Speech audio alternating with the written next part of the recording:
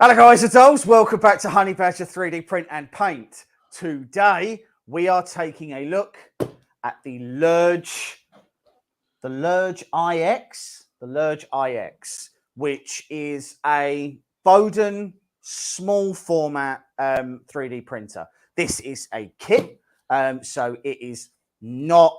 It's not necessarily going to be for everyone. This is a very much build it yourself affair. So if I just bring up the build instructions, these are the build instructions that we have at the moment. They are available on Lerdge's website. This is primarily to be done open source, but the difference with this is it is based off of the Lerdge boards. So the Lerdge boards are meant to be open source. 1 second, we're joined by the illustrious He's still chewing, but he was so sad. Who will need to sort out his microphone because he's currently picking up the entirety of this video. 1 second, I'll just mute him for a second there. So, okay, cool. So this is $199 US.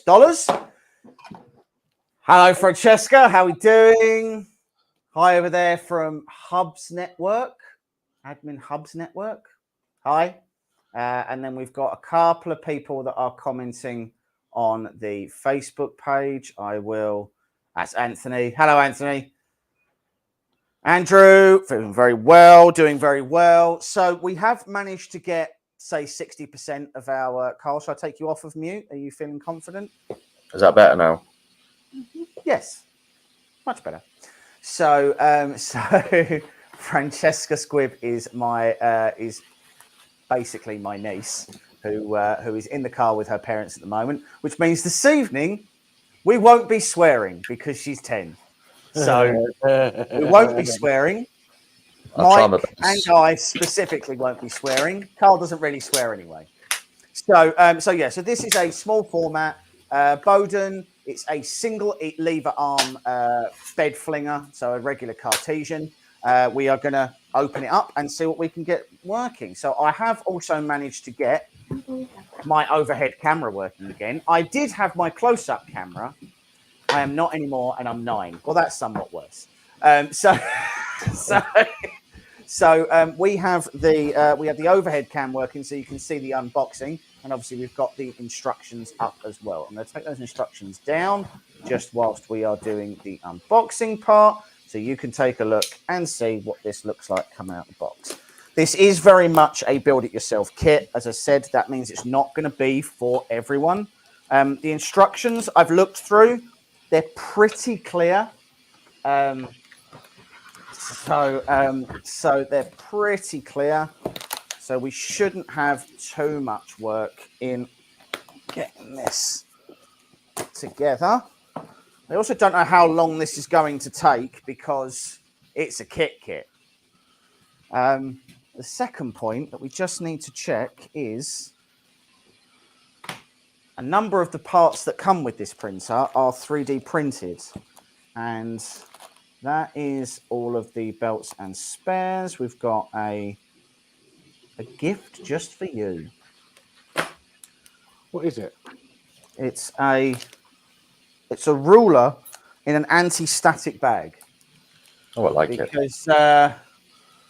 Because nothing says I don't want to fry the electronics like quite a nice one. So a nice little black and gold ruler. There we go. Right, so we've got this one here. 3D printed parts are underneath. So I will say this is very well boxed and packaged. So let's just say I was 50% right that being there. You were 50% right. Yeah. Carl was the one who was initially talking to these guys, and when I said to Carl, "How confident are you that the 3D printed parts are in here?" and he said, "I am 51% right. I'm 51% sure they will be," and and I was like, "That isn't great. If I'm honest, that's not a lot." So we've then got this bag which contains all of our labels, nuts, bolts, spares, hot ends, extrusions. These are couplers and all of our pom wheels. They are all, so that's quite good. They're not just split out into their component parts. They're actually labeled with the steps that they refer to. So like a Lego kit. Pardon? Like a Lego kit.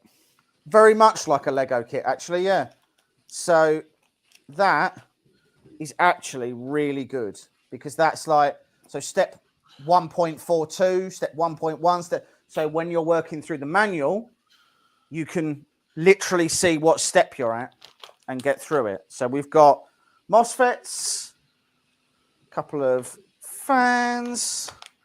We have the brain of the machine, which is a Lerdge board. This is the Lerdge Z version 1.01. It has TMC 22, 26 drivers. So quite efficient drivers. Then we've got all of the, we've got a little pen, a tiny ribbon cable, and the heat sinks for that board. There we go. We have the screen there. Then we've got cable chains. This is the bed. So it's not a large bed on this. This is for people who just need a smaller form factor. Not everyone has an infinite amount of space, and not everyone can have a V-Core V400 just laying about the place. So, well, with this printer as well, what I found is they've just released a direct drive extruder for it. oh, okay, They've got linear rails upgrades for it as well. You can right. have double Z axis upgrade. You can turn it into an IDEX.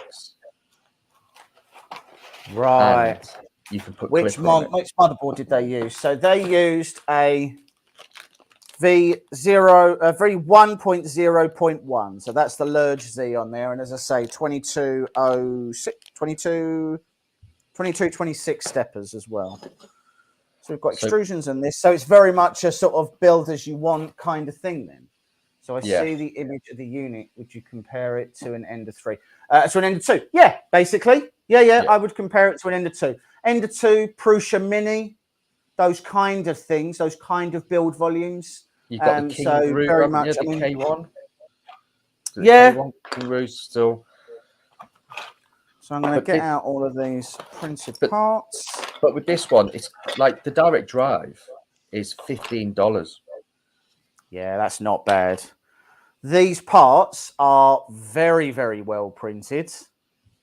Really nice quality on those. Nice surface finishes. Look, if you needed to, like on their website, they've got like end stopped 59 cents. Is that with, that can't be with shipping, should it? Probably not, but they've got optical end sets at 80 cents. Yeah, that is very cheap. So we've got all our cabling, a fused 3-pin plug, so that's really good. So not a lot of places give you the fused ones. Thermistors and heat cartridge, another cable chain there, and then the power supply. Power supply is a 24 volt. It is Chen Lang, so as good as unbranded, effectively. It's not a brand that I know of, but that is our power supply. So, design of the machine is relatively simple. So I will pull up here we go. So this should come up. He said, hold on. There we go. Right. So design of the machine is relatively simple. So the first step is going to be frame assembly. So 1.1 is these parts. These are all of the screws in here that are going to make it nice and easy to do this. So I think I'll leave it on that overhead for the time being. I will grab out my trusty screwdriver kit and then we'll get to assembling. So what are you painting at the moment, Mike? Warhammer stuff. What ones are you doing at the moment? I'm doing a tank and a thing. A tank and a what? A big robot man thing. A big robot man thing, right? Okay. I don't know what it's called. All done in resin, mate. Yeah. Yeah, I've literally printed out an entire army. You've printed out an entire army. Yeah, an entire army I've got printed here, and I did it in like 4 days. Jesus. All right. You're king. So hold on. So let's just. Like I've got this man. I don't know what this is. Don't know what he is. Well, where's Martin when you need him? But he probably pointed me in the direction of the files, to be honest. Yeah. I've printed them, but I retained no information about what any of them are. Right. Paul's asking, are the printed parts in PETG, ABS, or ASA? Good question. Let me find out. I don't know the answer. If I was guessing, I would say they're done in PETG. Let me do a little bit of search. Because they've got some really big overhangs on them. And if they were printed in ABS, I would expect to see a bit more support scarring. So I would hazard to say that they would be. So let's just go down here. Take.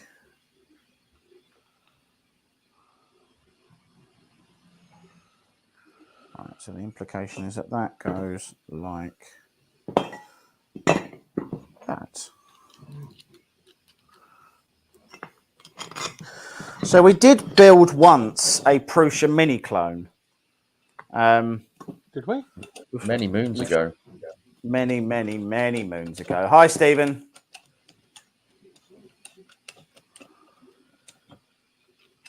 How's the bamboo mat? Has it vibrated your lithos? Right.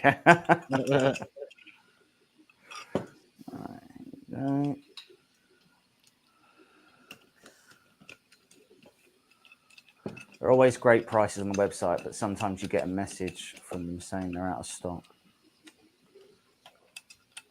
The CAD. Now, do they also have the CAD files on the site? If so, I believe they do. You know, I think they do have the CAD files available. They certainly have the STL files available. Yeah. So you can certainly. Yeah, they got the CAD files on there as well. You can certainly print your own. Let's go back to say Ben Day. Hello, Ben. How are you? Yeah, so they've got all the STLs. They've all got CAD files on there as well. Right, so we've done the first part already. So I suppose this is where you use the special little tool here, and it should say that this should be from front to back.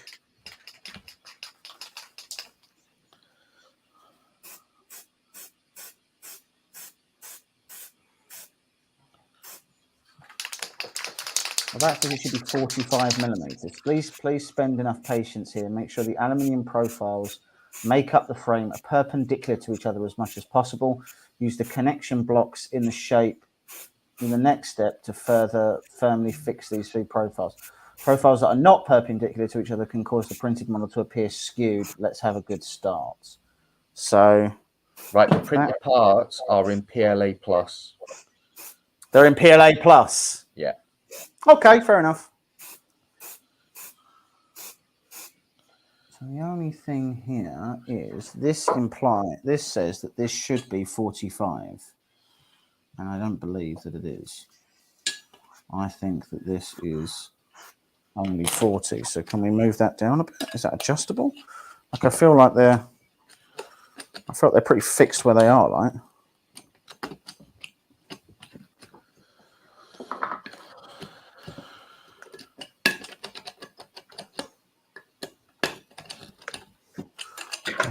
Right, again. Well, that's 43, but that's as far down as that'll go. So we're only going to find out once we build it, aren't we? Right, strengthen the frame.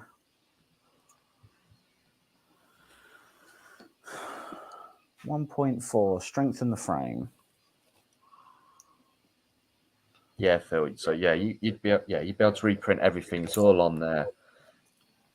And if you go on there, there's like community and people have like updated the STLs and changed them a little bit.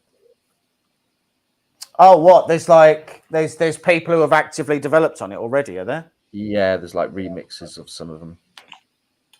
Oh, okay. But then they supply the parts, or I think they just, is it just people literally redesigning it? Yeah, people are just modding it and changing it a little bit. Oh, okay, right, I get you. Yeah.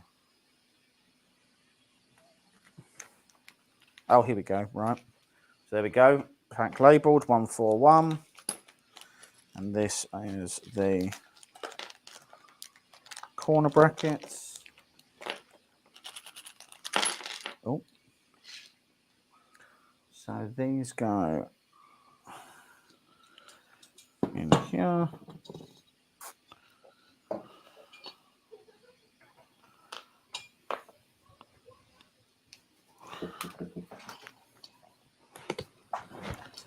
So I'll say this is going to be quite a rigid frame when this is done, because this is braced. It's not a large frame anyway. It's very... Shut up. Guess I'll just mute Carl after he's gone off with the microphone on then.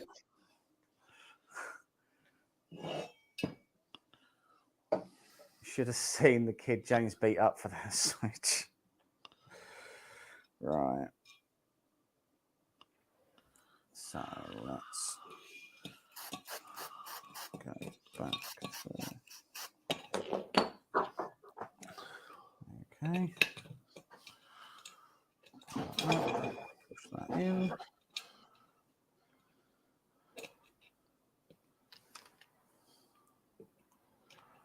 These are always the fiddliest bits doing these.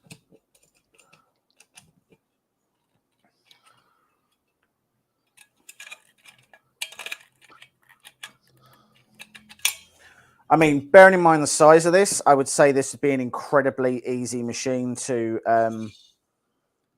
like get an enclosure for. And if you wish to print ABS with it, like, I don't see a reason why you couldn't do that. I'm not 100% sure on the website what it says. Hold on, I'll unmute Carl. Now he's back after he went outside shouting at the dog. Carl, what does the extruder go up to on this one? Let me find out for you now. Just wondering whether or not if you enclosed it, if it would if it'd be able to do ABS. Let me check. Okay, yeah, come on. And I wasn't shouting at my dog. I was actually shouting at me 11-year-old on Fortnite. Oh, okay.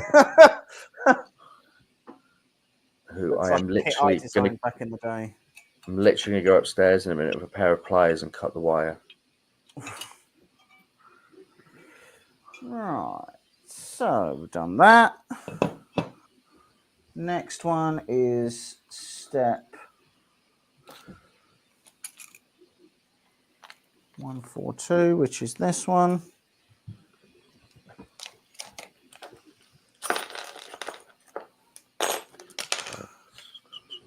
Right, so we've got a plate that goes just here as well to strengthen this. So this has definitely been reinforced a lot.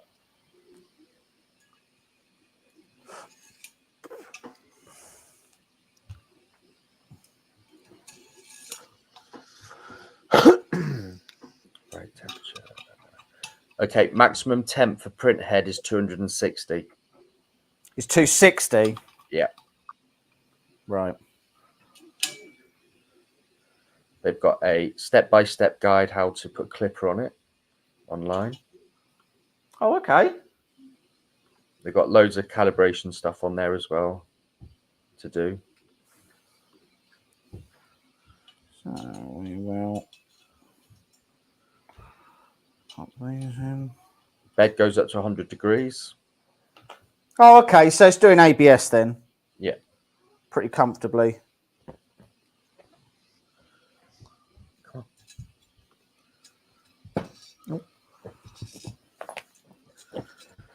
I feel like this would be a really good kit for like if you were literally trying to teach somebody about how a 3D printer actually works. Yeah. Like, I feel like this would be a really... It'd be quite the easy instructions, to I have to say, are pretty... I mean, for all of the kit to be labelled this, like, by each step. So this is what you use in this, you know, like, I think that makes it really easy. What is it? $200, this, isn't it? $199, yeah. And it probably takes about a week to get delivered. It's not bad. Well, yeah, I mean, it took a week to get delivered to us. So Well, it's better than some printers we're trying to get.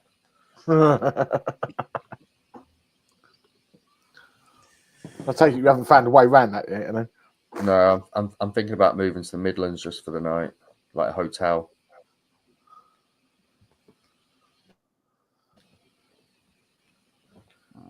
We need to find someone in the Midlands we can trust.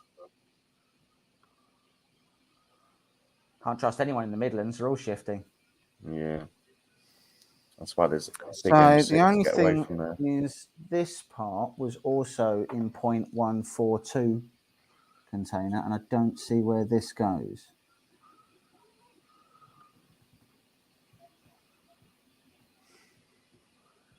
Okay, I'll put that to one side for the moment. Right, next one. Looks like we are building the bed carriage. Assemble it, yeah, okay, fine. So we are 2.1, 2.1.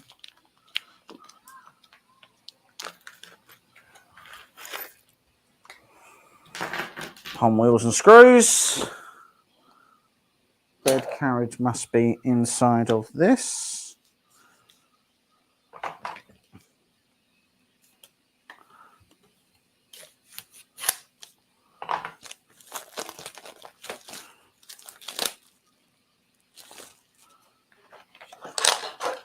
He's already dropped a piece. Of course he has. Wouldn't be a live stream without me dropping something. So we've got nicely machined and countersunk on the panels that they've got there. So they are quite nice.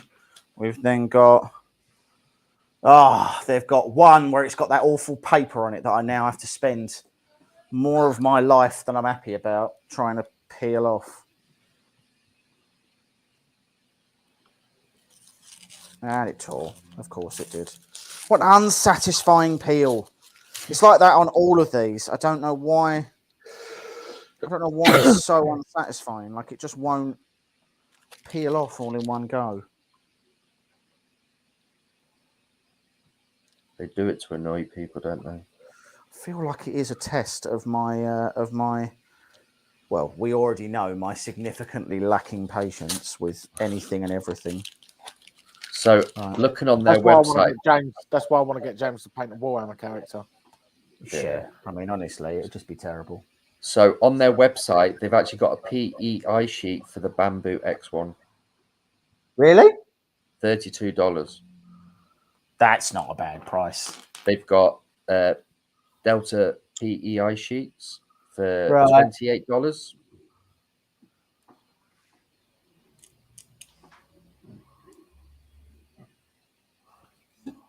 Oh, they've got two different beds for the Bamboo. They've got a gold or a black PEI, so that's not bad. Yeah, that's not a bad price.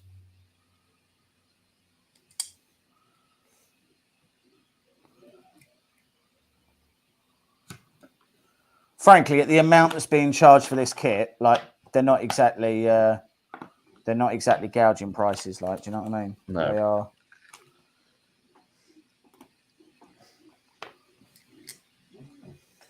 All right. And then screw that like that. We've then got, still this way, screw, wheel, slider, through, and nylock.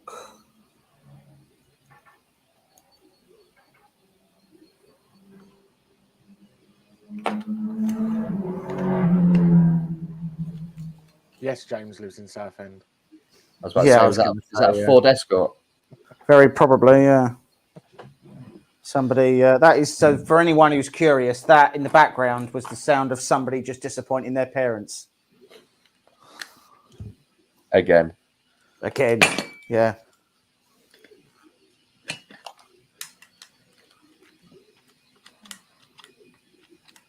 So you've got Warhammer printing in the back as well now, Mike, still?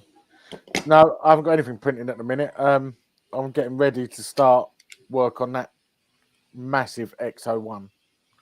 I've been sanding it for the last day, sanding like the ends of the pieces where the supports were, so flattening them and removing supports, and maybe tomorrow I'll start trying to build the body.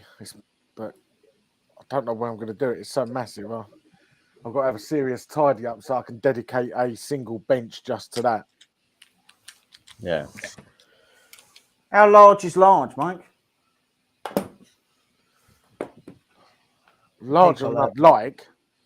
Pardon? Larger than I'd like. Well, not larger than we were going to do. Like, No, larger than you wanted me to do. So that is just the part where the bonnet is. So like the front wings, that's that. That's Like, decent size. It's, well, there's 4 parts to the bodywork. That's one. Okay, yeah, it's decent. Yeah, that's quite big. Actually, no, if you include the front wings, there's 5 pieces to the body. I mean, I don't know about you, everyone who's watching. I don't think that sounds that big. Sounds about right for Southend. Yeah, it does sound about right for Southend. I agree. But this is going to be heavy. Like, Would it be one of these prints that you don't want to fall to the floor and break into 79 if pieces? it fell to the floor, it damaged my floor. So, like, this we is are heavy. Are we talking about like what we're doing with them at the moment? I don't know if we are. We're not allowed to talk about half the stuff they're doing outside of that project, but we can talk about 801, can't we? We can talk about that project. We just can't talk about anything else they're doing. That's fair enough. Okay, cool. So, so in that case, then, right. So hold on. So this goes up like this, and then the way this get right. So then that goes on like that. Cool. It's on. I've probably been a little bit keen in tightening those eccentric nuts. So so we're working with Photocentric again, and they are the ones who printed the parts for us.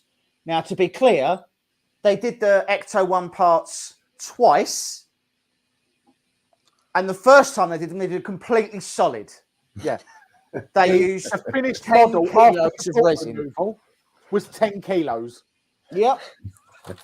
And when we got there, they were like, we've also done them again, but we've done them hollow because it seemed a bit heavy, which I want to be clear, it was, and it really was too heavy. So so that 10 kilos of resin that they used, they're just throwing that away. They're just throwing that away. And it's one of the benefits. This is a place that goes through a ton of resin a day. Yeah. 1 ton. 1 ton of resin every day. That's what they go through. It's quite scary to think of that amount. Yeah, honestly, the amount they're going through is it's ridiculous. The amount they're going through. They've got something coming out soon. Yeah, but it's not cheap. Their resin either, is it? They use. No. So it's not like buying a bottle of, like, I don't know, Sunlu or Jo or. Bear in mind, they make their resin themselves, though. Yeah. So to them, it's not that expensive to use. That's probably why they charge people so much for it, then, just to cover their costs. Well, they've got something coming out soon. They're irresponsible. They've got something coming out soon, which is going to be amazing. Awesome. It's coming out next month, I think they said, didn't they? Middle of next month. Yeah, I think so. Yeah. And is that aimed at the usual resin users instead of? Yes. Yeah. So this is them trying to offer something to the hobbyist market that previously they just haven't been able to do. Again, we can't talk about what it is yet, but when they do come out with it, it'll make a bit of a splash. And that's it, isn't it? It's about getting, if you want to get in the market really well, it's about utilizing everyone, isn't it? Not just high end users. And I would like to say, so we did some filming down there. We were there on Friday. Now, when you film somewhere like that, to a certain extent, like Form Next or TCT as well, it's a loud environment. When you got to think of when you're in their print farm, you've got the HVAC going, you've got the printers going, you've got people working, forklifts. It's a loud place. Yeah. So it can be a challenge filming that and getting audio at the same time. Somebody there recommended a piece of software to me that's free. It's called Adobe Podcast. Okay. What you basically do is upload your audio to it. It takes about 30 seconds and it cleans it up for you. And what it spits out the other side is complete silence other than the two voices that are talking. Oh, that's good, isn't it? And I mean, complete silence. Like you were just sitting in a podcast with each other talking. Removed every ounce of sound off the videos when I was editing it. It's amazing. So if you do any editing and it's you're editing something in a loud environment, download that software. You can upload up to 3 hours of videos a day. That's not bad for free, is it? Yeah. And for free as well. Like if you see the before and after these parts of the video I was editing, it's night and day. It's unbelievable. Yeah. Well, that's it. Because when you went there, was it last year you went there? Yeah. And it was quite noisy, wasn't it, when you were doing the interview? Yeah. It was really challenging for a couple of reasons. One, it was an incredibly noisy environment, and it was a really noisy environment. Like, there's no two ways about it. It's a functioning print farm, right? So you've got we had our microphones down too low. Yeah, that didn't help. So, so it was a really challenging environment to try and film in. And granted, the audio before I did it is 100% legible. You can hear it, but what you can hear is all the noises in the background as well. Like, you're hearing everything. Well, that's it. That's what ruins videos, though, isn't it? People lose their interest if you don't have the sound right. I've said before, people will watch bad video, but they won't listen to bad audio. There's a reality that if you don't, if you try and get them to listen to really bad audio, and people will just switch off because we had it a couple of times where we were trying to get good usable video, and unfortunately, due to the environment or due to the microphones we had or whatever, just wasn't possible. And people's comments immediately were they were immediately, oh well, I can't listen to this, or all I can hear is you breathing or whatever. Like, it's really terrible.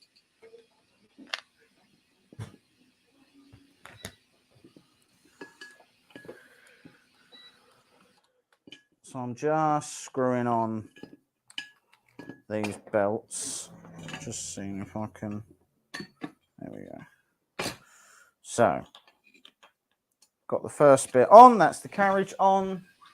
That's the belts in. Next part is step 2.3.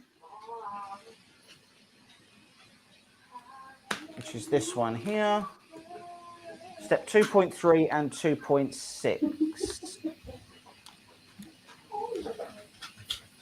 So we'll take that out. So I'm playing drum and bass in your house, Carl. Fuck, don't.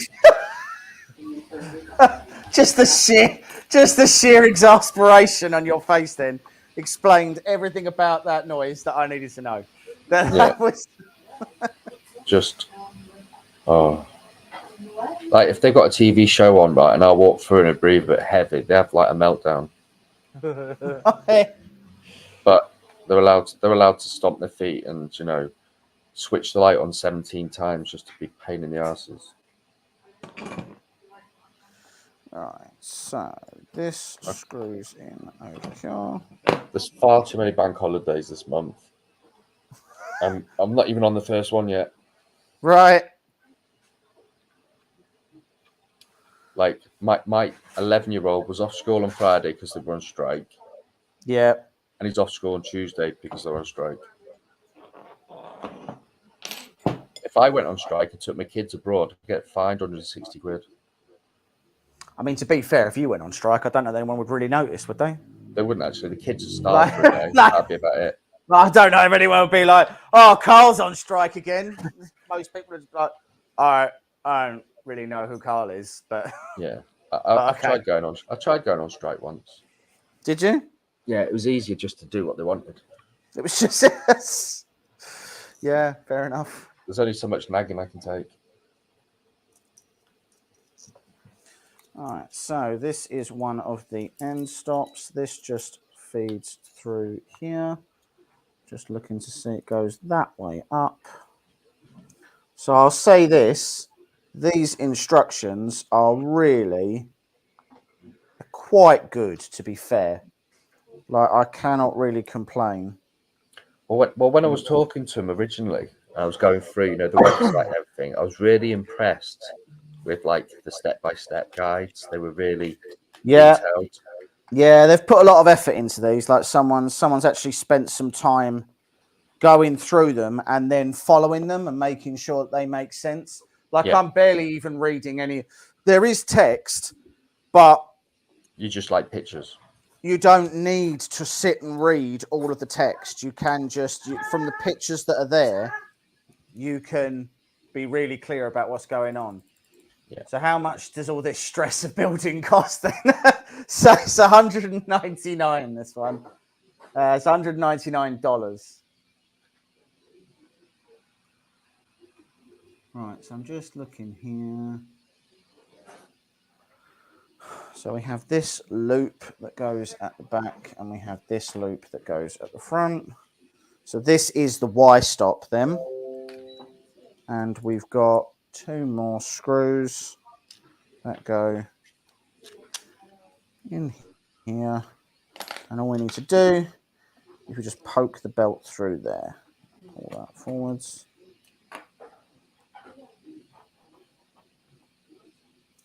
Poke the belt through there. Do wonder whether or not that's going to cause an issue when it comes to the. So how is the? Ah, right. Okay. So a little hard to see, but there's a little slit just down here, and that is where you push in your cable from your end stop, and that will stop it from rubbing on your Y motor. What is the build volume on this? 180 by 180 by 180, is it? That's the one, I think. Yeah, it's a Prusa Mini size. Without the Prusa Mini price tag, I might point out. Yeah, and I was just going to say, like, the instructions are very, very similar to, like, rat rig done. You know, like when you do your rat rig, and you're talking about something that costs £1,000. Somebody's got their rat rig working. Did you go around and sort it out, Mike? I wouldn't start saying things like that, Mike, because I had a bit of a drama earlier. So. Oh, okay. Well, someone did get a rat rig working. We start making idle claims. Did you fix it, Mike? Yeah. I was having a lot of drama, so I called Mike in. the new resin god. And whilst he was just shouting at it, I managed to figure out what was wrong. Did I or did I not diagnose your problem for it yesterday? No, you didn't. That's 100% a lie. I have no recollection of you diagnosing. You went to me, I keep getting layer shifts on it. I went, yeah, your filament's catching, it's dragging the tool head. We swung the filament around, moved the cable and pinned it up, and it was fine after that. I have no recollection of that. I have no recollection of that being the case. And this is coming from someone who's given up on FDM printers. Yeah. He's after the resin gods. Main but tag now now. really wants to print some the same paint station that James is, but now I haven't got an FDM printer, so I can't. Yeah, do you know what? I'm not doing it. When James sent me that video yesterday, I've got to say it looks good. Looks really nice files then. But Kickstarter's getting more like that now, though, isn't there? People releasing more STLs on there. There are a few people doing it. So that Tenjin that we did, that was all done. That was all a Kickstarter campaign to begin with. Yeah, it was. Because I've noticed there's it still a few is as well. When they release a new model, it goes on to Kickstarter. When they release one of the yeah. And I've seen like there's a few people now starting to release like files for lasers on there now. I think the problem is that people have a very sort of fixed idea of what Kickstarter's meant to be, but I just feel like the whole platform's completely changed from where it originally was, and it's turned into like this sort of. It's just turned into this sort of strange amorphous thing. I don't really even know how. Like when people try to talk about what Kickstarter is for and everything else, it's like, it's not really getting for that like anymore because stations on there. It's changed, hasn't it? Basically, a selling site at that point. They're selling. It's just selling the STL. It feels like what they're actually. I mean, so obviously, when the STL people are doing it, I think that's probably a little bit different. But like when a lot of companies go through Kickstarter, it feels like all they're really doing it is a site to release their pre-orders. Do you know what I mean? It's just they're not really doing what I don't really feel like that's what the platform's supposed to be for. So take Elegoo for example. They've got their laser, haven't they? They released 2 weeks ago on Kickstarter. It's just about to hit £2 million. Right. You know that's a big one. You know but Elegoo seem to do that all the time. So like they release a new resin printer on there, it hits 2.5 million. Yeah. They seem to utilize it a lot more. And it's strange because if Creality release something on Kickstarter, all the hate comes out, doesn't it? But when Elegoo do it, it's fine. I don't know if it's just because the Elegoo users accept that more. I don't know. I do get what you mean. I feel like I think to be honest with you, I think regardless of what you do, I think Creality is always going to have a pretty significant amount of hate for pretty much anything they release, pretty much however they release it. I don't really feel like there's much of a way for them to release a product and people not go, oh, I hate those scammers or whatever. But you cannot argue that Creality, with their Ender 3, changed an industry. Yeah. They democratized 3D printing because before that it was big, expensive Stratasys machines and everything else. I think that the problem is because of Creality's market share, which is very large. I think ultimately you end up having you're exposed to an awful lot of people who really, really hate the way they do business. Yeah. You know.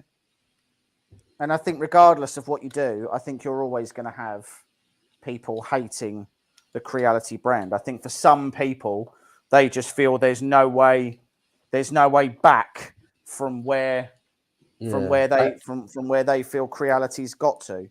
I've seen a lot more lenient towards Creality since they released like the details of the K1. A lot more people that weren't really Creality fans were a bit more like, hang on, you know, Creality have released the print which is cheaper than Bamboo, for example, looks very similar, and people are like, you know, this could be the next step that Creality take, you know, to be a bit more, you know, accepted in the community. I will quite happily make a very bold statement right now.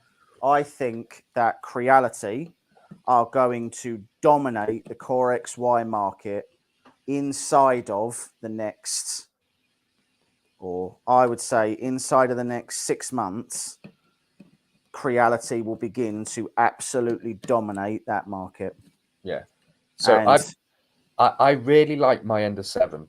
I know a lot of people hated it, but for a Core XY printer, which came out, what, nearly 2 years ago, and they've got so much feedback from users with that, you know, they do things, don't they? They if you go back through Cali, they release a printer and it's crap, just useless. yeah, But they get more feedback from the community of negative things that they need to fix to make it functional.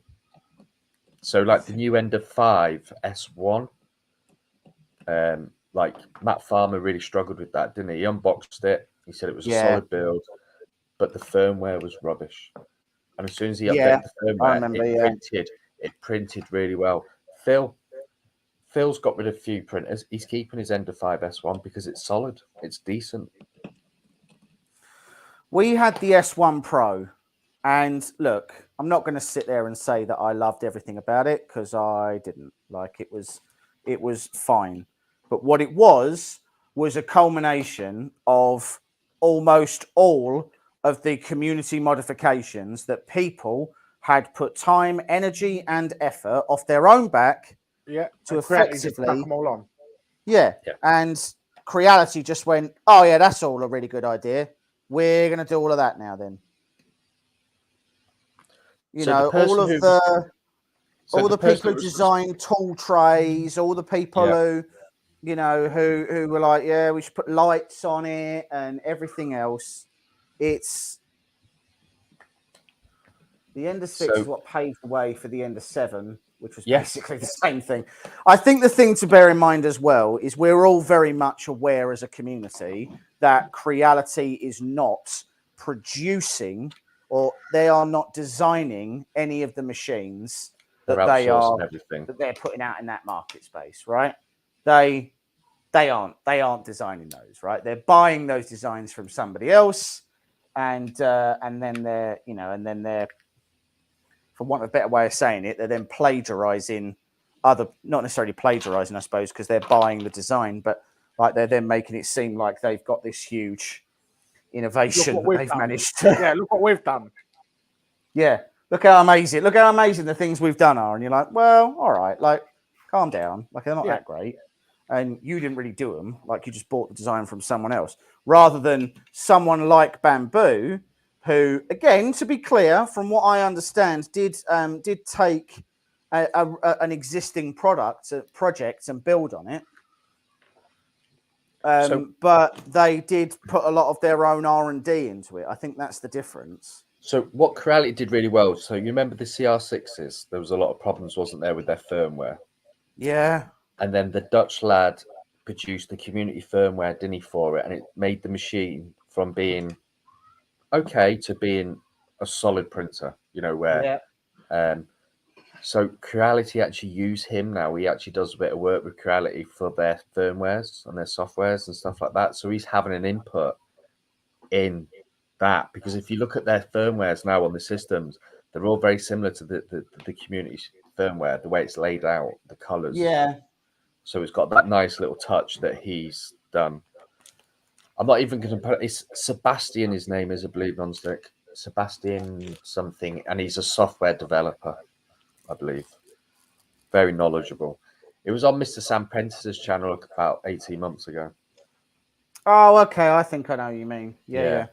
Sebastian, I'm not even going to try and say it. I'll probably get you demonetized. Okay. I don't know how you could possibly say it that wrong. Like, trust me, easier said than done. But like, So, like this 3D printer you're building now wouldn't be possible if it wasn't for the likes of Creality. Yes, I agree with that. I do agree with that. I do think that I do think that Creality are responsible for a large portion of our hobby actually existing at all.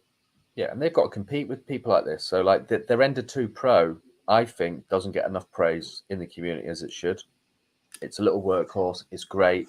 It's 200 quid. Yeah, I mean, You know, look, it's one of those. It's difficult, isn't it? Because the problem is just because it's actually an issue we've had on that we've personally had on the channel before, which is the idea. It's like just because we don't find it's not the type of printer, it's not a build volume that we need. It's the idea that that we would be like, oh well, it's just not really that useful a build volume. And the reality is it's very useful to a lot of people. yeah, It's just not necessarily the build volume that we need, and that's not the same as not being useful. and that's it. Like my Ender 2 Pro is used by my 11-year-old more now because he's using Tinkercad in school at the moment. So they're going through the stage of learning how to do designs and things like that. So I'm helping him at home with Tinkercad, and he's using that printer to print things out on. Yeah. And they could fail miserably, but he's learning so much from just having a small format printer, which is quick enough for him. It's easy enough for him to fix and repair, and he's learning. And like I've had a conversation with his teacher who's doing the Tinkercad stuff, and I'm potentially really taking some printers in for them to have a little go with. So it's nice. We've recently just done the same thing. Yeah, we gave a local school one of our. We had a Sidewinder X2 that Mike was no longer using, so he decided that he wanted to donate that to the school. So they are also using Tinkercad as part of their syllabus. Yeah, and they are. They're doing exactly that. They're they've asked us to go in and do a lesson soon. Yeah. Well, I've done that in the primary school for my youngest when he was taking printed stuff in. But they're using Tinkercad as a gateway to like Fusion 360. Because when people at high school are picking, their options, they're moving over to Fusion a little bit more. 139 for an Ender 3, and you'll find yourself adding mods. It's a gate. It's $140 for an Ender 3. It's good. It's a good price to get into the market, isn't it? You get a printer that works, and you've got 7 million mods that you could add to it. Yeah. So if you could be looking for the most random thing, and someone's probably done it already. And this is, and we've talked about it before, as when people say why are you recommending the Ender 3 for new people? And I say the answer is it's really simple. Yeah. Everybody's already broken the Ender 3 in a million different ways, and frankly, you're more than likely not going to be able to break it in a unique way. Yeah. So you're going to be able to find the help and support you need to get this thing up and running and working and doing everything that you need it to. You're going to be able to do that because there's more than enough support in multiple areas. Insert the screwdriver through the small hole. Oh, okay. Oh, well, that makes a lot more sense. That's quite clever. I was literally just thinking, so there's a coupler just here. And I was like, well, how are you meant to get that down? Well, they've thought of that because there's a little hole that sits inside of this so that you can actually get to the hole where the coupler is. So that you can push this down to the right height. So last year I bought an Ender 3 Pro, off Comgrow, one of their returns, at something like £39. And it was going to be converted into a belt printer. And I stripped it down. Well, I printed with it for a couple of weeks, and then I stripped it down. And I really regret stripping it down to a belt printer because the belt printer's crap. But the Ender 3 Pro, out the box. Unless you've got an absolute need for a belt printer, They serve no purpose. No. Well, Unless see, you're someone- I unless do you're disagree someone- with that. Oh, that was No, a unless really you're someone who important prints cosplay stuff and you're doing swords and stuff like that. Yeah. I can't really see there being much use for it anywhere else. Yeah, I think it's one of those where it's an interesting application of the technology. I find belt printers very interesting to watch. When we built our one, I thought it was really cool. They're different. They're different. I mean, to be honest, we have got rid of for a our long one. time. It ended up just on the wall as part of a display. Yeah, We because to be clear, it was actually like a little bit of a conversation piece. Like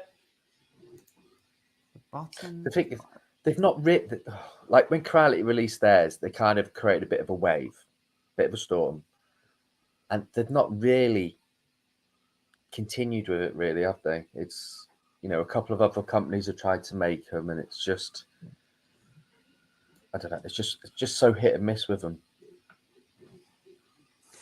I don't think the slicers have caught up to where they need to be, if I'm perfectly honest. I found the slicers quite a pain to use.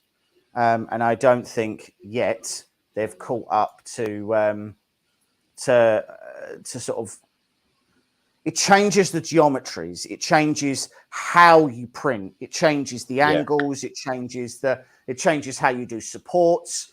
Changes everything.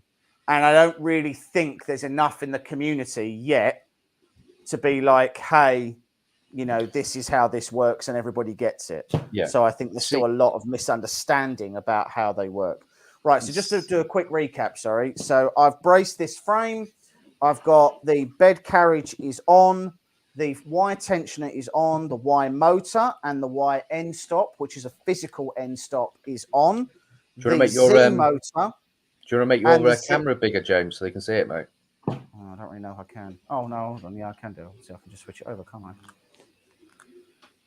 Maybe I'll just remove that from the stream and then go like that. There we go. Right. So, bed carriage is on. Y tensioner. Physical end stop on the Y. Y motor is installed. And then on here, Z motor is installed with Z coupler. And then on the Z, they've got an optical end stop there. So a physical end stop for the Y, but an optical end stop for the Z. I don't know if I could honestly tell you the reason why they've gone for different ones, but yeah, I mean they have, and that's the thing that's happened. So now we're going on to print head assembly. So we will now continue down here. What time are we at? We're at an hour, so we're not doing too badly. Right. So first things first, they want me to assemble the X slider. So we have that there. We have 3.1, which is this one here.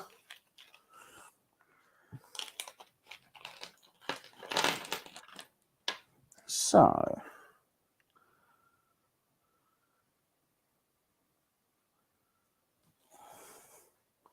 I'm just having a look to see. That is the back. So this goes. So let's do OMS first. So we go this. So I got a Sonic pad through the other day. Oh, okay. So I was going to put it on my Ender 3, which is died, but I might actually put it onto my Ender 7 this week and see how that goes. Yeah. Yeah, and then get it on my CR. I'll get it on the Smart Pro then, and see how that goes. And I got one of those. Freaking Creality sent me one of those bloody laser add-ons, for your printer, which I really detest the thought of putting on my printer. I just hate lasers. What they've done really well. I should clarify that I really don't like fiber. I say not fiber lasers. Sorry, I really don't like Printer lasers. Printer lasers. I don't like ones that attach to printers, but at the same time, I also don't like laser diode lasers. I've said before, we've reviewed them on the channel, and hey, you know, they've worked well for the application we've used them for. But when I 3D print and I make something, there is a little bit of me that's really amazed about what the technology has become, what I've managed to create. Like, I really do enjoy it. I genuinely enjoy creating things in 3D printing. I do not enjoy creating things with a laser. I am. So what I don't know creative if I'm done just really paranoid, but I'm constantly thinking the things out to kill me. Like, so with these laser add-ons, it's not like, you know, where you try to put that laser on. Was it the Prusa, the clone Prusa? yeah, This is different. So you know, there is it the Falcon laser they've got? yeah. So it's got the actual control board off there, and you literally take all the cables and put them into the stepper motors, and you're turning. So you're not actually using the main board off your printer. Right. So you've actually got like the skeleton of their laser. So if you had frames lying around, you could make your own laser and use that kit to do it. Yeah, I just don't like. I just don't Like have any interest in the lasers. they've sent Right. they were giving out 10-watt lasers to people to put on their printers, and I'm like, oh, 10 watts on a printer as a laser is just asking for trouble. It's a lot of power. Yeah, I'm just, as I say, I'm just not a fan of. I'm just not a fan of them. Like, And we've had loads of We've got companies that that Falcon continue to laser. reach out. we've got that Falcon laser. We're trying to get it to work properly. For what we were trying to get it to do is to cut out a paint rack. I Yeah. could have done 50 of them by now with a jigsaw. Yeah. And that laser looked really good, like A from the jigsaw and a original drill, one. and I could have made 50 of them by now. Yeah. I am not. I'm just, as I say, I'm just not a fan. I don't. It's not that I don't see the. I want to be clear. It's not that I'm against lasers, right? I get that CO2 lasers are incredibly powerful, you know, and all of that stuff. Like, I get that. I do understand that there is a purpose to lasers existing. I don't think that purpose exists with laser diode lasers. I think that it should be if you've got a need, it should be a fiber laser, or it should be a CO2 laser. I think they should be enclosed. I think that they should be ventilated. They should have smoke alarms and fire detection and loads of safety stuff. And for the most part, most of them just don't. They're just relying on 3D printer style safety features, and I just don't like them. I don't like the fact that I can't turn my back on them without being like, this is going to betray me. Like, do you know what I mean? I don't like the idea that I have to be like, oh, I have to sit and watch this, or there's a good chance it's going to burn my house down. Like, I just don't want that. Yeah, well, I nearly set my battery charger on fire, and I turned around for 30 seconds. And you had that fire, didn't you, on yours, where the laser just went through your piece of wood you had underneath, didn't you? Yeah. As I say, I'm just ultimately, I'm just not a fan of them. Just not. Don't think they're safe. I don't think the vast majority of people should have them. I think most people who are using them are using them incorrectly, and I don't think they're safe. So, well, Smelly Cat's just put on. I left my CO2 laser, and it did go up in flames. Yeah, that'll do it. Yeah. Like, that's not. It's not okay. They know when you leave. Yeah, they do. Yeah. But it's not okay that we're having that conversation. Do you know what I mean? It's not okay that we're like, oh yeah. So, like, back in the day, when we had ANET A5s, and there was an incident, not just one, multiple incidents, where because they didn't have the correct MOSFETs, their thermal runaway protection was basically useless, and there were one or two instances where they caught fire, and the community went Garrity. The community was like, oh my God, I'm going to go and unplug my 3D printer right now and I'm never using it ever again. And I just don't see that level of sort of outrage when it comes to lasers. And I really feel like I should. But they think it's all right to put a warning. Somebody who hasn't really done their research can go online and buy one for like 150 quid. Yeah. Not understand how dangerous that is, and just that's turn it it on and walk off. But they just, all they have to put in there in the safety warnings is don't leave it unattended when using, may catch fire. They've covered their own back, haven't they? And it comes down to user error again. It's not like you can hit print on a printer and walk away and come back in 3 days and it'd be ready for you. Yeah. You know, if you did that, like when I did those Artex calendars, you know, like the Star Wars ones and stuff like that. They were, you know, like 7 hours long. You know, and you sitting there for 7 hours and getting high off, you know, certain glues catching toxic formaldehyde rays and stuff. Yeah, it's not great. It's not ideal, no. No. And as I say, I think the problem that I have with it all is that I just don't feel like I'm seeing enough outrage about it.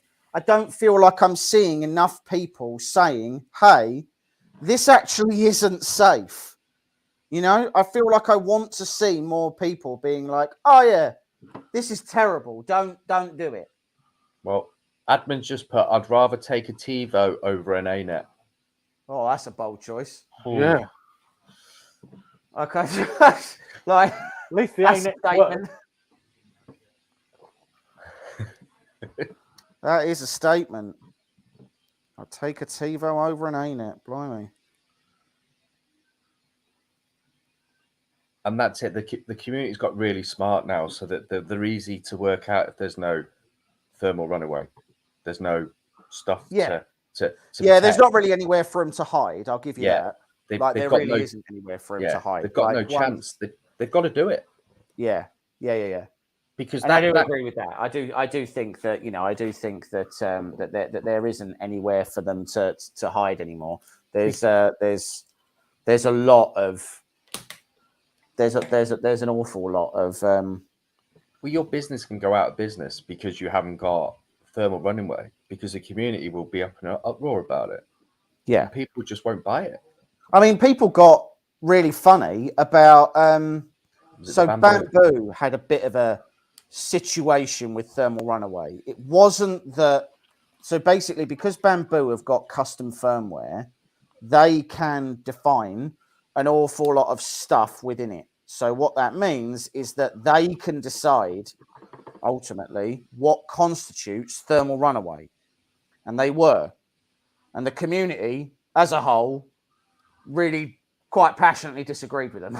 Yeah. They were like, yeah, actually, we think this actually is thermal runaway. And they were like, well, we don't know that it is. No, yeah, it is.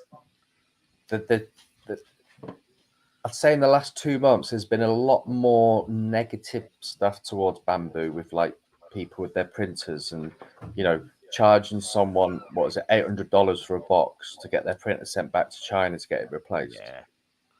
You know, these are the things that can kill a company. Yeah. And they've bad grown, PR, bad relationships. Like they've grown really well, really quicker than I reckon they anticipated.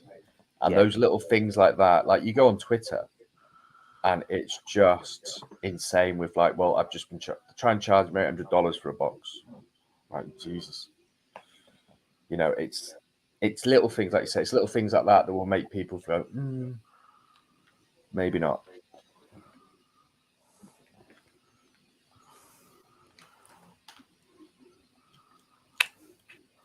So I'm just trying to get all of this together. It's a pretty tidy little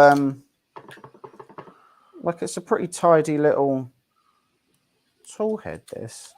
Yeah, Kane. When before I made contact with these about getting one for the channel, I'd seen a few videos and did a bit of research. I've got to say, it's probably one of the most detailed instructions, and the kit, which I was 51% sure the parts are being there, but looks really tidy. And when James unboxed it, it's organized well. And like you say, you could reprint the parts in ABS if you really want to, or ASA, couldn't you? If you're gonna. Yeah, I mean, if you needed to, or if you felt you needed to, anyway. And if you go on the website, you can pick God knows how many different colors of parts for it.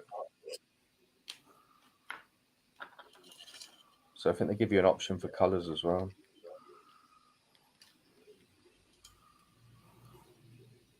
With parts. Just trying to figure out how the devil this thing goes in. Does it like clip on or?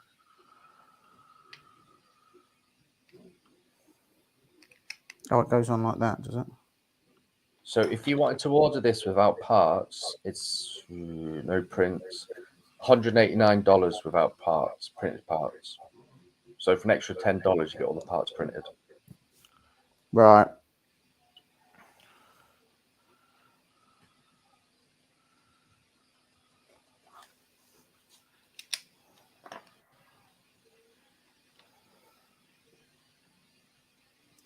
What are you talking about?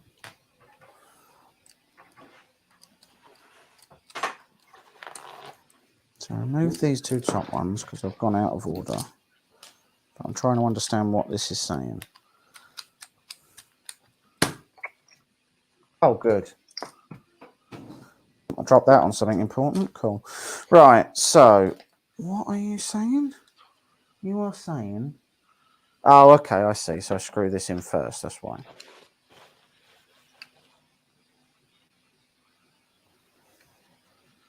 Yeah, smelly cat. Yeah. BAM grew so much quicker than I think they anticipated. And I don't think they were ready for like the level of attention. And I mean, a case in point of that is, so when they were releasing the P1P, they put up a teaser image on their Facebook page, and inside of an hour, somebody had dumped the code from their website and had released the images that they had on an unpublished page. Like, it was that level of, hey, I want to find out what you're doing, so I'm immediately going to violate a number of policies to figure out. There we go. That's better. To figure out what it is, and then their thing got released, and their answer back was relatively honest. They were like, some of the more industrious ones among you have managed to find out what it is we're releasing, so we're now going to have to release the information early. Yeah. And they just, like, I don't think they expected that they were going to have to worry about people looking for an unlisted page on their website about an unpublished printer.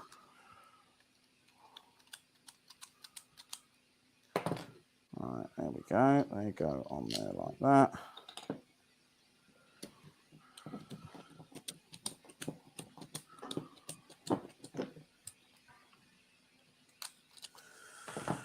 Right, so on here we've got our hot end fan.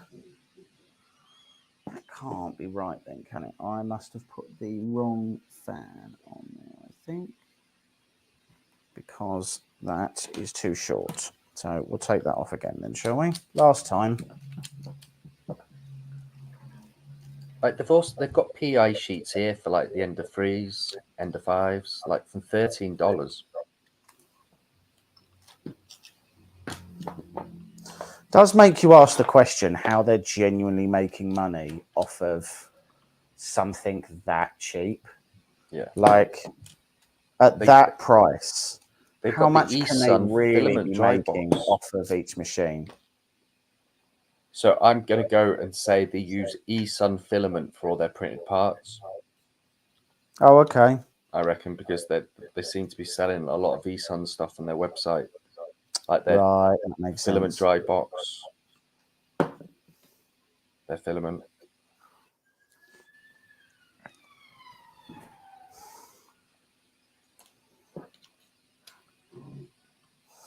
Right, there we go. That's a better fit. They got a BMG dual gear extruder clone, $12.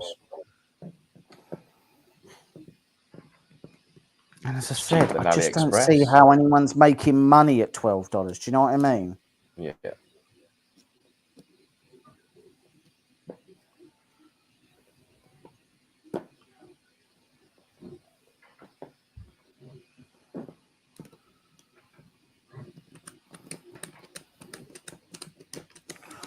Right, third time's a charm.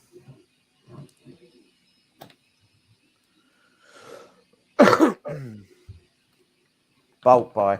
Yeah, and don't be wrong, I understand that there is an economy of scale to take into account. I absolutely get that, right? And I do understand that when they buy in bulk, they can blah, pass on the savings, blah, blah. But there does still need to, there is some level of human overhead, do you know what I mean? In just handling those goods, in manufacturing them to doing whatever they're doing and everything else. Like, there just isn't that, there just can't be that much profit in what they're doing.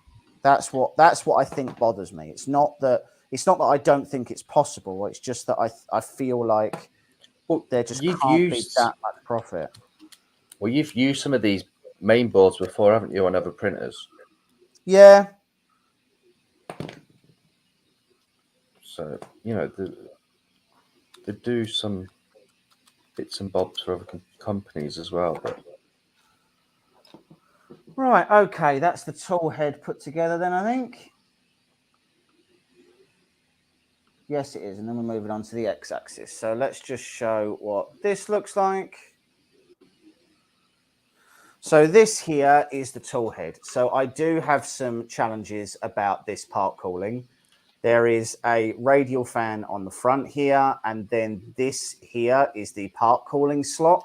So that's going to blow directly over the nozzle, but there's no radial. There's no part cooling from either side. It's a very one-directional part cooling. There's hot end fan cooling here. This is a normal, this is a relatively basic tool head here, very reminiscent of what you will see on a CR10. Again, block and thermistor in there. The wires chase out the back here, sort of relatively neatly. There are some cable chains and things that I'm assuming we'll have to run through. And then the fans and thermistors on the back here are color coded. So we've got a green and a blue, which one would imagine would either tie in with the board itself or just tie in with the instructions. Still trying to work out why you would buy this. What's so good about it? So the honest answer is there's not anything that's there's nothing in this that's groundbreaking. It's a good price, and it's ultimately a case of you are, you know, if you've got a use case for it, then it makes a lot of sense. If you've not got a use case for a smaller machine, then it's not. Well, I think the thing that appealed to me, you know, getting it on the channel was it's cheap, and it $199, and it's an alternative. Like we can sit and do you can have like the frozen megas on all the time at $2.5 grand, but you're not going to sell. People can go out and buy that. Yeah, and this is something that's different. It's cheaper, and you know, someone might sit there one day and go, "Do you know what? I've got a space there to fit in a little printer. I'm going to have a little look." You know, and they might sell one of these. They're cheap, cheerful, and the community on Facebook is quite good actually. It's not that toxic like some of the groups. Which I'll be honest to say is rare at this point in a lot of groups. Yeah, I'm getting more and more disheartened with the groups that I join. I mean, it's every now and again there's a group that comes along, and I'm like, oh God, I just don't want anything to do with this group of people. I don't want to. We all know what group that is. Well, one of them is particularly bad. Yeah, that one is. I mean, that one is appalling, to be honest, rather than just being bad. Like, there's bad and there's that group. Like, Yeah, and so I'll be honest to say that I find where if we were offered a printer from this group, we decided we were going to turn it down. Yeah, because ultimately we do this channel for fun. Yeah. You know, we do this channel to work with different printer creators, to work with different people. You know, we do it for fun. And as soon as it stops being fun, we're going to stop doing the channel. Yeah. Like, if this becomes a job, if it becomes a genuine job, a chore to have to do some of this stuff because of the amount of abuse that you end up receiving, it's not worth it.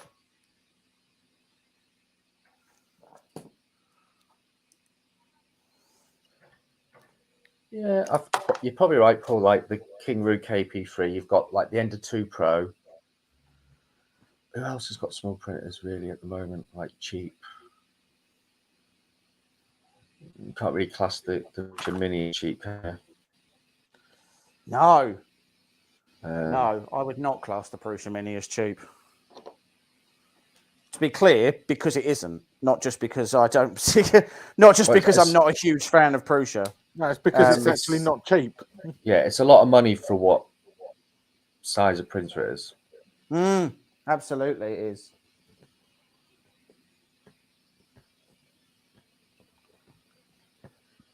But yeah, but there's loads. Have you noticed, like, since Corellic have released like the K1 images and more details, a lot more companies are dropping them now. So like Kingroo have dropped one now, haven't they? They've got a Core XY. Well, that's the so to be fair, that's the problem you have when you are buying in your designs. There is a reality that other companies can also buy in your designs. Yeah. So you're not going to be able to provide something overtly and genuinely unique. You know, then, you are only ever going to be able to provide copies of what other people are doing. VCore Minion has the same style, but it's not as cheap. Very true. The VCore Minion, I think, is built from a different perspective. So the VCore Minion, the VCore Minion is, for me anyway, the VCore Minion is really about how far can you push a particular form factor. It's all linear rails and everything else. Like I think for me anyway, I feel like that's a little bit different. I don't know how you guys feel, but I feel like that's probably a different machine to the likes of this. I probably wouldn't be comparing those two. The price is also savagely different. Yeah, well, Rat Rig aren't like an entry-level printing business, are they? Or a company that you're going to go out and buy. And it's something you would buy, like you said, when you did the builds. You're not going to go buy one as your first printer because you're going to break a lot of the parts building it. You're not going to understand what you're doing. And them ones are aimed at a different user set. Still a cantilever build. So it is. You're not wrong. You're not wrong. It's still a cantilever build. I just think of it. I think of it differently to this. I suppose I don't. I think of the Rat Rigs in a very different league to things like this. But again, maybe that's just me. Oh, that's fun. I've just broken off the end of my. I hope this is right because there's no go back from this one. You got rid of your Hornet now, haven't you, James? Or you still got it? No, I got rid of my Hornet. Yeah. To be honest, and again, to be clear, the only reason I got rid of the Hornet was I was struggling for a use case for it. Yeah. So I ended up giving that. I ended up giving that to somebody so that they could start getting into 3D printing a bit more, and because they already had FDM, that's why they already had resin, and they wanted to go larger and do. They wanted to go a bit larger and sort of do other stuff, and the Hornet seems to have anyway worked really well on giving them a platform to do that. Like it's really. And that's it. The only like Martin Henshaw loves his, and he just hated the part. Like you had to replace the whole bit when you had a clog because it wasn't. Yeah. Everyone hates that. Yeah. But he said the printer overall was really good. Yeah. You know, and Artillery do make nice printers. You know, Artillery do. I like. I mean, the Hornet's nice. I think the Genius is a really solid machine. yeah. I quite like them. So Anycubic have got the M5 coming out now. So they're replacing the M3 with the M5. Right. And then they've got the Cobra 2 coming out, which is meant to go 600 millimeters a second because they've changed the hot end. Right. Okay. Yeah, I got you. Be interesting. Right. Okay. So we go like that. We go like that. Sorry, I'm doing some of this off camera. I realise that. Yeah, Andrew, I've looked at like getting rid of some of my resin, and like my Mono X, it would be the last one to get rid of because it's just a fantastic printer. Like very rarely have any failures on it. It very rarely goes down, and it prints at quite a decent speed, to be honest, considering it's 2 years old. And then this goes. So with that up like that, that goes like that, and then How many more models you got to paint then, Mike? Loads.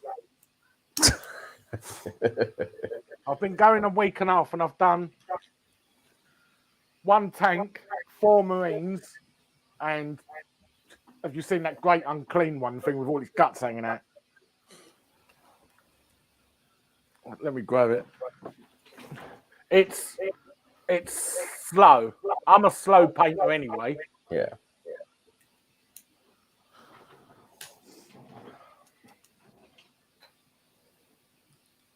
Like, it's really quite disgusting.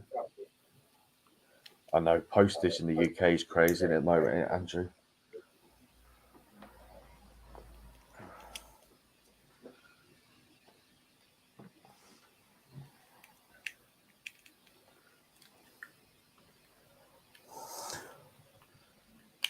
I've actually got a flex sheet. well, tiniest screwdriver to do this bit, so that's why it's just like. Well, I've actually got I can't remember what it is. I've got a flexi bed coming on my Mono X to try out. Not that I have any problems getting the prints off, but I thought I'd try something different. 4. I only have 1 kidney. I sold the last one for a machine.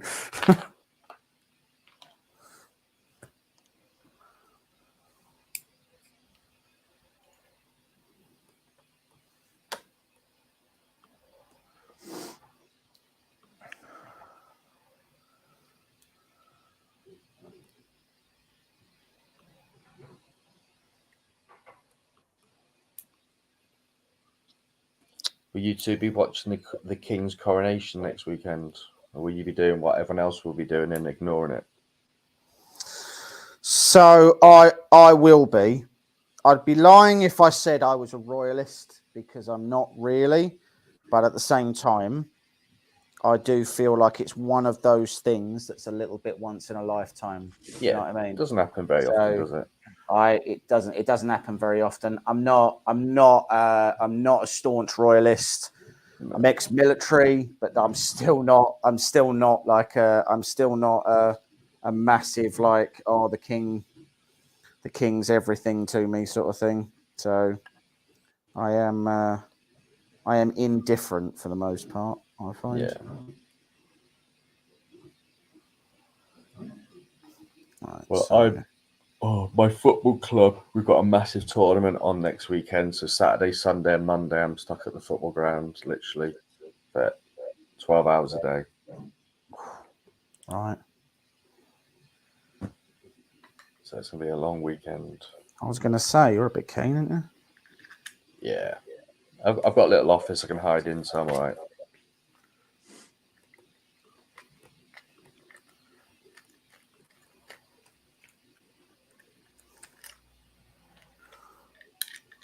A 5,000 by 500 by 500. The S500. I don't know what an S500 is.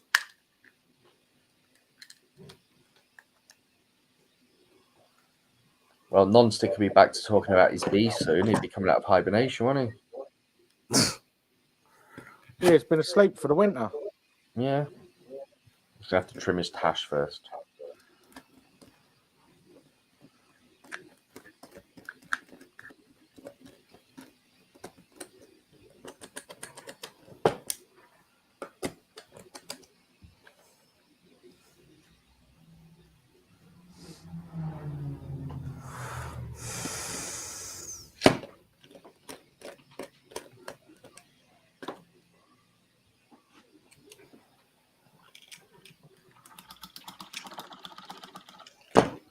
Oh, have you seen Michael J. Fox has come out saying his Parkinson's causing him real issues now? Yeah. Well, I mean, I think anybody who's seen him try and reverse into a parking space will probably realise that his Parkinson's isn't exactly bang on. Like, Yeah. I'm not being funny. I never looked at him and was like, oh, he's a man who's got all his stuff together. Like, Yeah, he's been really bad. I mean, it's been bad for a long time. He got diagnosed at 29. It's just crazy. Pardon? 29, he got diagnosed with it. Yeah. Yeah. It's one of those illnesses, isn't it? That's just so debilitating. It's a hard one. I mean, I don't know how. I don't know how, for the most part, how people like cope with stuff like that. It's awful.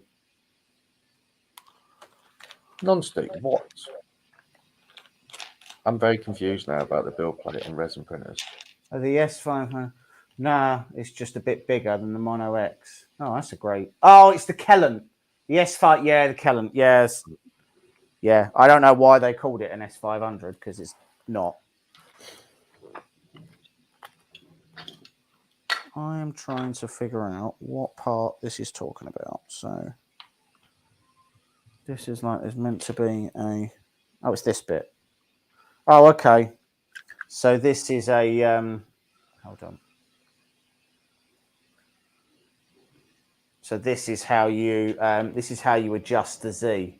So you can see this part slides in and out, and that's what goes on to the goes down to the optical end stop.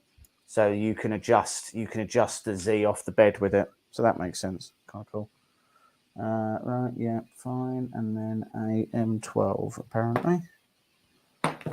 You shouldn't really need anything like a bed leveling on a bed this size. Not really. I mean, again, the problem is that there's quality of life things to it, I suppose, isn't there? Really, it's just that you don't need it, but is it nice to have? Yeah. And as well, it's becoming standard on so many machines at this point that it's almost like it's just expected, I think, on the vast majority of machines now. And when it doesn't have it, people are like, "Oh, why hasn't it got that? Why hasn't it got that? I want that bit." Yeah. So. Right. Feed guide port. Oh, we're saying loads of words now. Okay. Apparently that goes up there. All right, if you say so. Oh, okay, I see. So there's like this little bit that clips in here. It's just a guider for the filament that goes in up here. So it guides it in. Nice little feature. I tell you what, someone has genuinely, they've put effort into trying to get this. They've put effort into the instructions, but they've also put a decent amount of thought into how the actual printer works. Like, they've put a decent amount of thought into it. Yeah, and that's the difference it can make, doesn't it? You know. Yeah. Because I think think in the last like 2 months, there's a lot more. I've seen, like some other channels building this. So like Modbot did one not long ago. Who else has done one? Oh, what's his name? Oh, Mike, you're quiet today. Mr. German, Mike is painting, and he is concentrating very much on his painting because, like all blokes, we can only do one thing at a time. Well, that's what my missus tells me. We're not all multitaskers like you, Mr. German.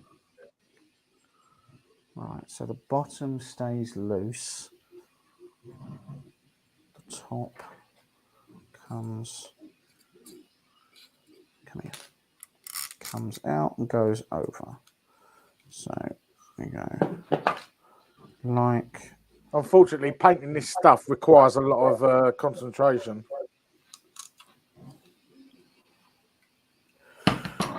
all right, so that goes on like that.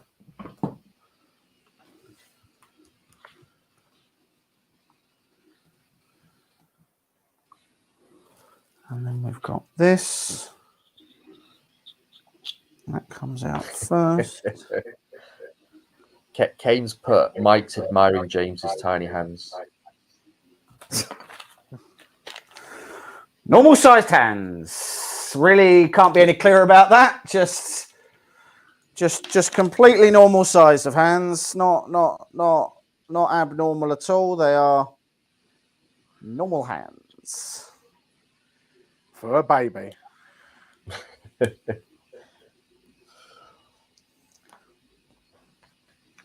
Come on. I was round James's yesterday. I said to him, pass me an apple, and he had to use both hands to pick up. Oh. Well, I'm glad we're saying this on the internet where it will stay between all of us. It's definitely not something that's going to be brought up next time. Can you imagine that going to work one day, James, and someone passes you an apple? Being like, oh yeah, you've got tiny hands. Mike was right. We had a bet. We weren't sure he was.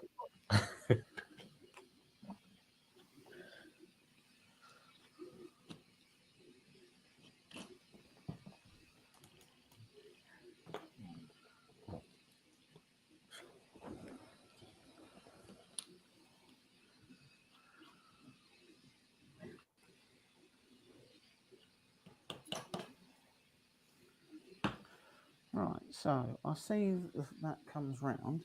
So who's going to tell me how the hell it is you're supposed to attach this to the x-axis then? Yeah, I've done that. So these two here.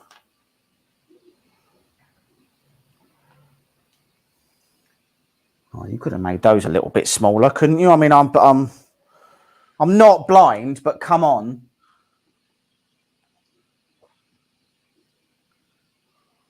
So that You try so hard. Non-sticks put, you try so hard to hide your hands. I try so hard to hide my hands.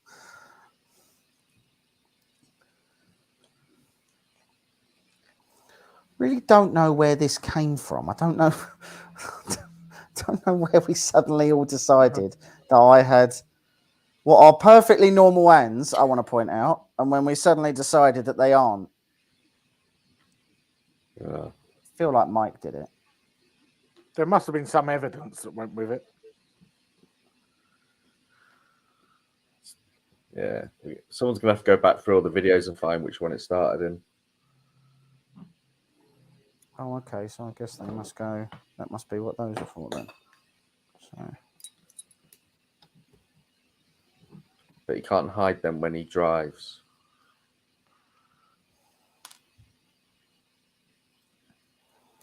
I can't hide them when I drive. That's why they wouldn't allow him in the traffic police. No one could see his hand signals. That's so specific.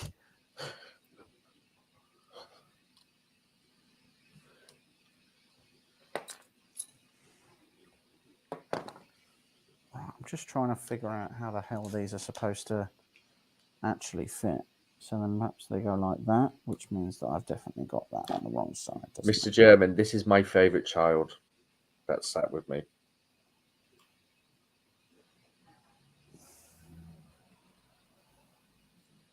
Only because he can't go to social services when I kick him. Right. No, but I genuinely think more people would have an issue with you kicking the dog than you kicking your actual kid. Probably. Yeah. Yeah, I can see a protest starting outside my street now. Like, I guarantee. I'm quite close to the You kick that RSPCA as dog. well. In a day, you'd have people banging at your door. He wouldn't eat my tea. Honestly, he wouldn't. You haven't tried my missus cooking. Even he runs the other way. Don't you? He is loyal, this one. I think he's more scared of the kids. So he just sits next to me because I hate the kids. I was going to say, I suspect he's just more exhausted. Yeah, he just sits next to me because I just tell the kids to bugger off. Or I just disconnect them on the Wi-Fi. That's quite entertaining. I should really do some video recording of it and put it on TikTok. I'd be famous. One of my kids can go bright red in the face after about 2 seconds of the Wi-Fi death on the Xbox. Oh, go on then.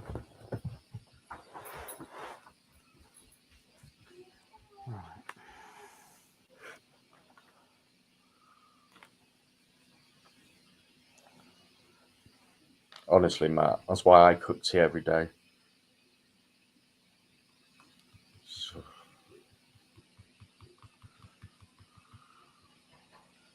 My missus' type of cooking is I'm going to cook tea and she orders it.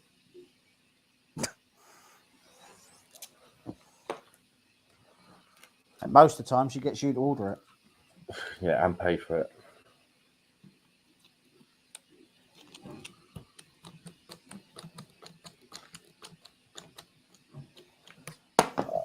I'm not overly concerned about that non-stick because I'll probably be worm food when that happens. Does she burn water? I can tell she's done that before. I can tell you a story. We were renting a house about 10 years ago and we were moving out. And you know, when you lease a house, you have like your inspection, you know, when you move in. Then you have the inspection when you move out. She set fire to the kitchen 3 days before we moved out. A place we rented was a flat, and we were moving. Whole flat was boxed up, ready to go. This was on like a say like a Tuesday. Well, we were moving on the Thursday. 2 days later, that night, my wife spilled a bottle of purple nail varnish on a cream carpet.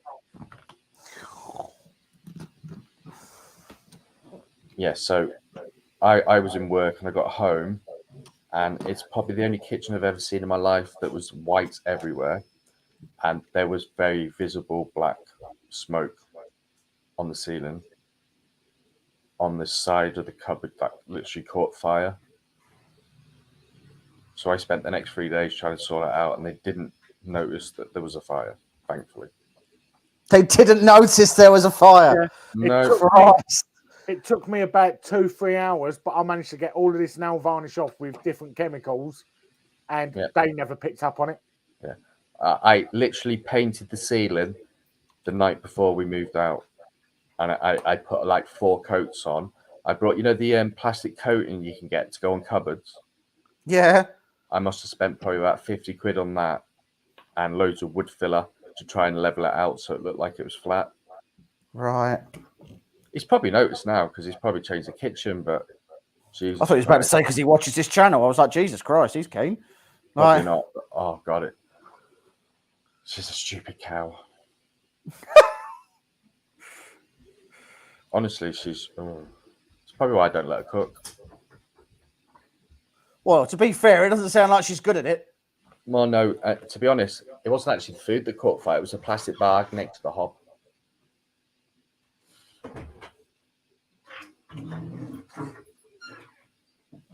Yeah, she's not the brightest. Also, I'm assuming she's not watching this live stream. Otherwise, we'll just see Carl disappear off screen very rapidly. Oh, she'd be disappointed if I didn't say anything about her. It's set with love. Honestly, we got a lease car. I should have just brought a car because the amount of damage on that car from her is ridiculous. Yeah, join that club. Like, I don't know how you reverse into something when you got a camera and sensors. No, my wife doesn't reverse into things. She crashes into them head on. That's probably best, yeah. Well, one of which, for the last time, was her big bright blue van that she said appeared out of nowhere. So, I used to work in Liverpool, and I used to have to leave here at like 6 o'clock in the morning. And one morning, I had to leave early because I was going to Leeds from where I worked for a managers meeting. So I got got in the car, went to a petrol station in Liverpool, put some fuel in, got to work, got out of the car, and I looked at the back of my car and I was like, shit, what have I hit? Like, I've hit something because there's damage. 8 hours later, she answered the phone. I hit something last night. I forgot to tell you. I forgot to tell you. Like, she goes, like, I just forgot to tell you. I was like, you forgot to tell me you hit something when you walked in the house at 10 o'clock last night. She's like, yeah. I give up. There's no point taking pictures of nice things when in this house because she just destroys them. I think that's still a bit too tight. And if I'd actually brought a car, there'd be no damage on it. But because it's leased, just to make sure there's a dent on each panel before it goes back. So you can have one of those fun phone calls where they're just like, "So, Mr. Fenton, did you not think we'd notice?" You're like, "Oh God, what's she done?" Like the child's blood that's currently smeared all across the headlights, and she's like, "I did think I hit something." To be fair, I wasn't quite sure what it was. I was thinking it was a fox, but you know, all I know is that I wasn't going to stop. Yeah, I was singing. Everybody was screaming. It made me really uncomfortable, so I left. Yeah. My wife once had a crash because she got her flip-flop stuck under the pedal. That's actually quite common. If I go anywhere in the car, long distance, and she's driving, I take a very large amount of medication. I only really let Lauren drive if I'm drunk enough. Yeah. Because I'm not scared. Yeah, that's the only time I get in. I take a vast amount of drugs, and hopefully, if there's an accident, I won't feel anything. That's just the fear factor. When I drink, the fear factor goes. Yeah. And I just think I'm driving along with a normal person. To be honest, my missus, if she drove, she'd probably be better. She's just... she stresses me out driving.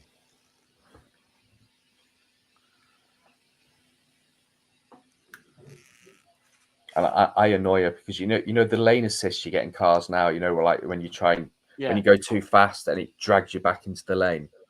Yeah. Yeah, I cover the light on the dashboard so she can't see it's on. Right. Just in a vain hope that it might save your family at some point.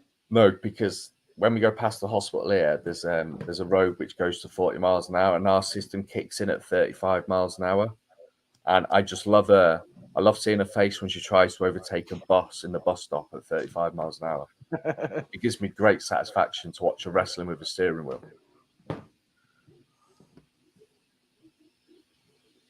Carl, you have to have a wife like mine. She can build printers, and she never had an accident in her life. Once she have, but it's just not her fault. I'm going to go out on a limb and say it definitely was her fault.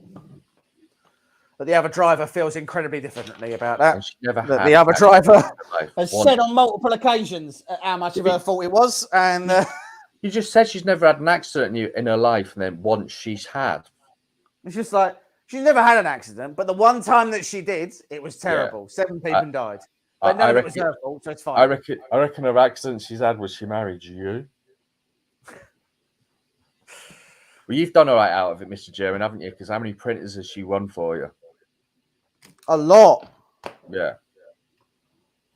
Right, so I have just had one of the screws pull the thread out. So bear me 1 second, and I will go and get some glue so I can glue this thread back in. So we went out on Friday night at friends because a couple of our friends have got like, you know, bars in their garden. Yeah. So we went on like a garden bar crawl. And the first house we got to, my missus, she likes the martini. And the girl's house it was, literally poured like 3/4 of a glass of martini and just put a bit of lemonade. My missus was trolleyed within 40 minutes. Absolute hilarious. And she was that drunk. Her husband had like this, he loves whiskey. And he had this 40th anniversary, you know, from the Falklands War. Yeah. A bottle of whiskey. It was like 100 and something quid. And she literally necked down 2 shots of that. I've never seen her touch whiskey in her life before. She was a mess. And I thought I was going to be bad, but Jesus Christ. All right, let's try this. And she was in work the next day from 8 o'clock till 4 o'clock. It was hilarious. Oh, nice. I went back to bed. I just rolled over and giggled. Yeah. Took my daughter to dance and got back in bed for an hour. So there's cheating on Mr. German's side by getting his wife to win printers. Of course he is. If I could break my missus up to win, so I'd get her to do it as well.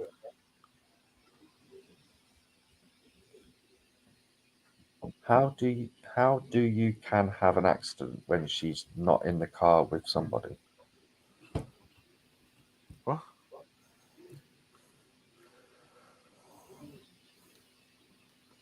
Right, let's try this again.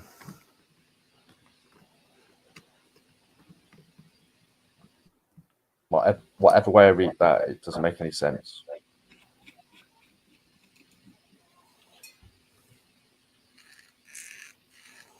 I don't know if you can hear that. Like, Yeah. it's like a little rub, but I just can't seem to. These printers you're building lately rub a lot, don't they? Your rat rig did it. Certainly seeming that way, isn't it? Which unfortunately does start to point the blame squarely at me, but She really was not feel like in the it's car. 100% my fault. It was I mean, part the car. Let's have a look. Matt's I'm going to losing go the out on a power limb of and say, English. Mr. German, you are not a solicitor and you would not do very well in court saying this. Right, so this is saying that we now pop this here, and this now goes just like that over there. And I just need to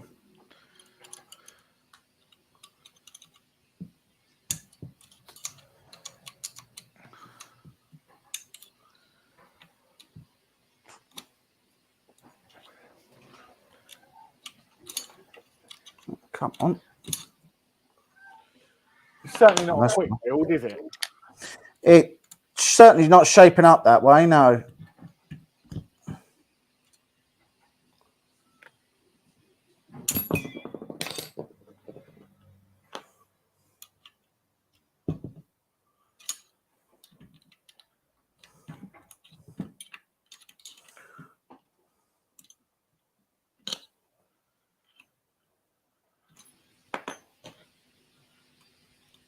Gandalf looks creepy in the back, Mike. No, he just sits there and judges.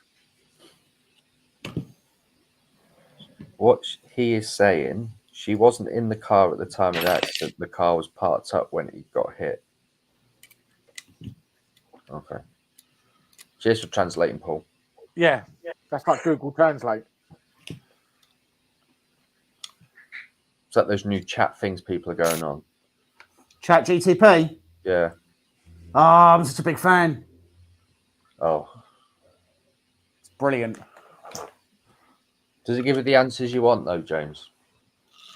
Well, Yeah. I suppose so. For the most part, it has.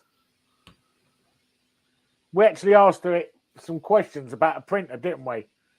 Yeah. And it actually gave pretty good answers on a specific printer. I actually seen a video the other day on YouTube where someone got it to do its homework. Yeah.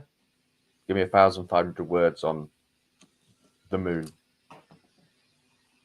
Like, there's a lot of people at the moment who are, so there's a lot of conversations right now about whether or not they're actually going to look at getting rid of the idea of doing getting rid of the idea of continuing to do like essays and things like that with students, like coursework, because they're saying effectively ChatGTP 4, which is what's out at the moment, is already in a position where it can write an essay that is both factually correct, and you wouldn't really be able to consider it as plagiarized. And they said the problem is it completely devalues the idea of doing of how the coursework's supposed to be done.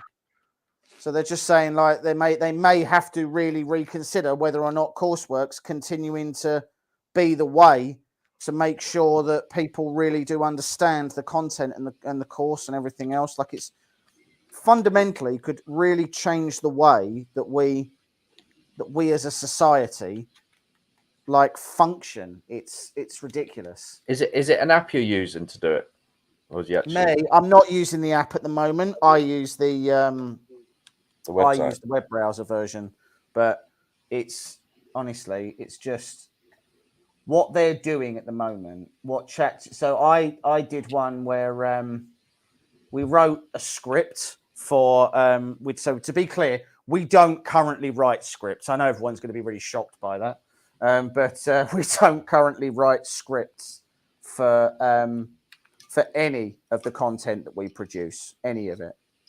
We asked it to write a script about a 3D printer, and I'll tell you what it produced was absolutely passable. You actually used one of the lines in the video. Yeah, it really, really was. It was passable. It was terrifying. It's another avenue, isn't it? With the internet, it's quite frightening. Yes, and don't be wrong. There's absolutely the opportunity for that to be really quite severely abused. Quite severely abused. It does produce brilliant SEO content. That's very true.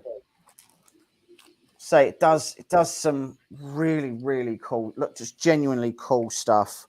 And I really enjoy interacting with it. I find it really interesting. But then I'm also a bit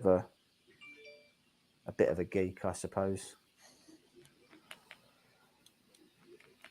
The thing that made me laugh was AI is being baked into Bing, right? Which already, I want to be clear, I find an incredibly needy search engine at the best of times anyway.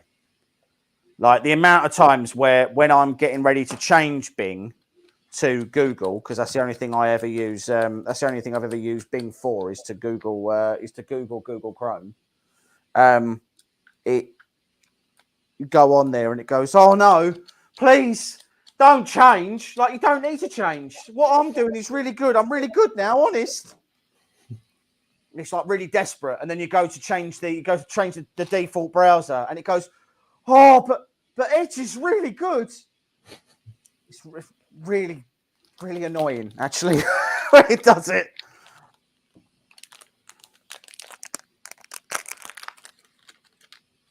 Right, this is all the mechanical stuff done. So we're moving on now to the electronics. And I think that at 2 hours, we can probably call part one a pretty good success. So we've got tool heads wired, not connected to anything yet. That moves on its X bracket. We've got the Z axis done, the Y axis done. All the motors are mounted.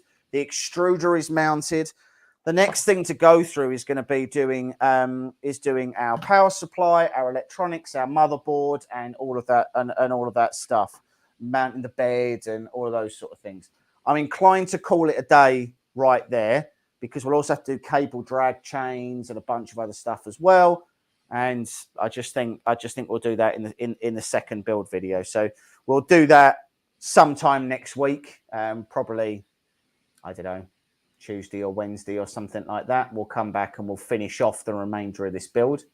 So we're all the way down to we are in the home straight now because most of what we're doing now is literally just wiring up all the electronics. But I think that's a logical place to stop. So thank you very much for joining us, Mike and Carl. Thanks very much for the chat. Thanks very much for the time. Thanks very much to all the viewers for watching. And I will update I'll update YouTube in a bit to say when we're going to do the part 2. Thanks for joining. We'll speak to you all soon. See you later. Bye, everyone. Cheers, guys. Bye.